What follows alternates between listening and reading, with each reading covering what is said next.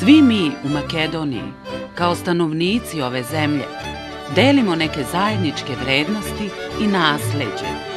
Imamo svoje naravi, simpatije i karakteristike. Zato je važno istaći i odvažno, hrabro reći ko si i šta si. Srbin pravoslavne vere, jer nam je koren srpski. Reci hrabro, Srbin iz Makedonije. Izbor je naš, srpski. I na popisu ne ostani među ostalima. Budi svoj, Srbin.